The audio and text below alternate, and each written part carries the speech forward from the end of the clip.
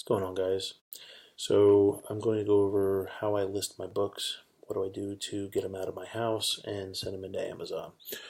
I've been getting a lot of comments on different social media platforms, a lot of questions about what do I do to list them after I've got them.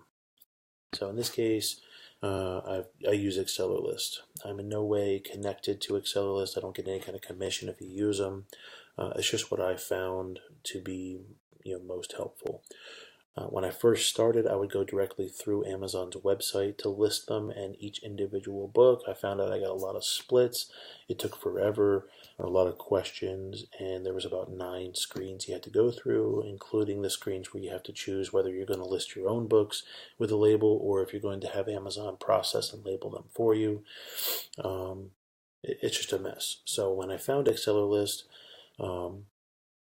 I actually got turned on to it by Reezy Resells on YouTube. I'm sure you guys have found him. If you're watching my videos, odds are you're watching other bookseller videos. So shout out to Reezy Resells. Yeah, so creating a batch on Amazon for Accelerlist, or on Accelerlist for Amazon. What you're going to do is you're going to create a batch. Once you create a batch, it takes you back to this page, right? So on this page, right here is going to be a spot for you to scan the barcode of your book or type in the ISBN. The ISBN is the number that's above the barcode if you don't know. If you do, or if you don't know, now you know. Over to the right, you got your batch, which is going to be your buy cost highlighted in red. Most of my books are 50 cents or less, so in this case, this haul was 50 cents a book. So I'm going to put the books in at 50 cents. If you do it over here, when you scan your book into the batch, it's going to automatically adjust and put in your buy cost automatically, so you don't have to do it each individual time. Next tab I chose is notes. So I use a default condition for the books as good, right? So if I choose this, it's going to always select good as the condition for my books. So if there are books that are in like new condition or in very good condition, then I can adjust them accordingly. Same thing if there's a book that's acceptable. If there's an acceptable book that has maybe a tear or it's really crinkled or maybe there's some staining, then I would adjust it down to acceptable. You always want to under condition your books. You don't want to over condition them, try to chase a profit, because that's how you get bad reviews. With enough bad reviews, ultimately you're not going to get the buy box. The buy box is going to be crucial because that's what people are going to get most of the time when they're buying on Amazon. Most people aren't looking through all the listings of each product to buy the one that's the cheapest. They're going to hit that buy it now button. The buy it now button is going to be really key for your business. Also down here I have a default note. In this case I use something very generalized.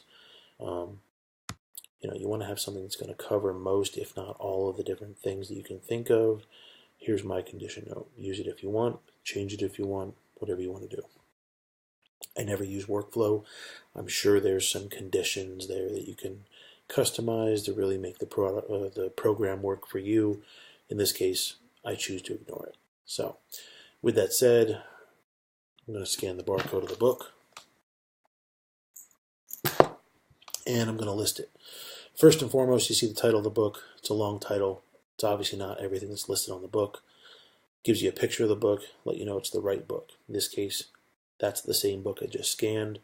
Next thing I look for is the seller rank. So the seller rank is 341,000. When I first started, I started selling books only under 1 million in seller rank, like most of you.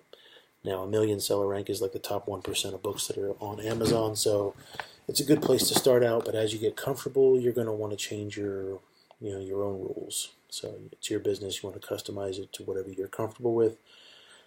We've expanded ours, so now we list books that are all the way up to 7 million, depending on what the profit is.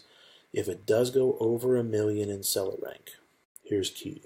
I follow a rule that says $10 a profit per million in rank.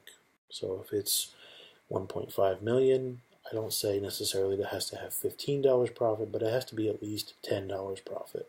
If it's 15, hey, it's perfect, but very rarely will you see it match up evenly like that. Next thing, also, it lets you know that there's paperback or hardback, right? So this is a paperback book, so again, you just want to make sure you have the right book. The ASIN, is just the number or the series of numbers or letters that Amazon uses to catalog inventory that's being sold on their platform. So you want to make sure that your listing matches. The used buy box and the new buy box. Pretty much ignore the new buy box unless you have a brand new book from a publisher or from a wholesaler that you have an invoice for. You don't want to get bad reviews. I set mine, as you remember, to used. Used good, right? So I'm always going to be looking at the used buy box. Now, what you want to look for with the used buy box is whether or not the used buy box is like way outside of range of all the other prices. If you go to Amazon and you go to the Seller Central, right? If you go to add a product and you scan the barcode of the book, it's going to take you to the same listing. In here, it shows that you're not restricted or you are restricted, right? So I can't sell this book in refurbished condition, but I can sell it in every other condition. Over here, it's going to show you the offers. So since we're only selling it used, you want to click on that. You'll notice right here that the offers go as low as $3.71. However, I'm an FBA seller. So what that means to you guys and what that means to me is I'm going to check the box that says Prime. And by doing that, it's going to only show me the Prime offers. This is the used buy box, which also conveniently happens to be the lowest price as far as Prime goes. So you want to always be competitive towards this. Now, when I was talking to you about the price being out of line with the rest of the pricing, you'll notice that the rest of the pricing kind of scales down and up evenly. Like there's a 20 cents, 15 cents, 5 cents, 2 cents, 3 cents. If this right here, this $14.97, happened to be the used buy box at $3.71, I would say that that price is completely out of line and I would ignore it, right? So then I would end up listing the book right below this price. You know, you don't want to undercut everybody's competition, create a race to the bottom, no one's going to make any money. So, with that said, you're going to go back to Accelerlist. You're going to choose the $14.97, which is the same lowest Prime offer that we just saw. And it's going to see, as you can tell, automatically adjust my 50-cent buy cost. So $14.97 less my buy cost is going to leave me approximately $5.66 in profit if the book sells at that price. So if the book sells at that price, that's how much money I can expect to make. This is the price that it takes into account my fees and everything like that with selling on Amazon. As you can see, it automatically adjusts to a good condition, and just make sure, like I said, you're under conditioning your books. You want to under promise, over deliver, create a great experience for your customers. From there, everything is checked, so I'm going to hit add to batch. By hitting add to batch, it's going to print my label on my Dymo, and this is the first book that I've listed in my batch. So then I'll put that label on my book, rip it, stick it, and put it in the box. I'm going to probably rinse and repeat this another 30 times. The reason I say that is because I pack all my books in an extra small box from Home Depot. If you don't have access to an extra small box from Home Depot, there's a really small blue lined box in Walmart. It's like, I want to say 74 cents a box. It's about the same price as the Home Depot boxes. The reason I use those is it's almost impossible to go over 50 pounds per shipment. You can get about 30 to 35 books in a box. Of course, depending on the size, sometimes you get as low as 25 if they're big textbooks. But that's going to make your job a lot easier, because then you can start to account for like approximately 30 books per box. And it goes pretty quick. So that's how I use Accelerlist. You can see here that it has the one book, tells me my rank, tells me my price. I use a custom SKU, so it tells me like when I've listed the book, what the price was that I listed it at, the condition, the buy cost, the seller rank, and what book number it was in my batch, right?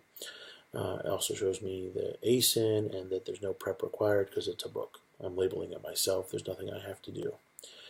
So that's all the information I need. It tells me the estimated weight, total number of SKUs or books that I have in this shipment, the average seller rank. It tells me what my net profit will be per box, which is all an estimation.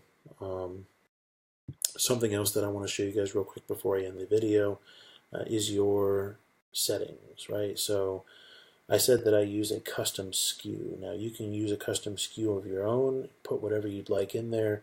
Here are the things that I put in my SKU. Like I said, listing date, list price, condition, buy cost, seller rank. But you can put the ASIN in there if you want. Or if you have scouters working for you, you can put a SKU piece that matches that scouter so you know who found the book for you. The purchase date, where you bought it, the supplier.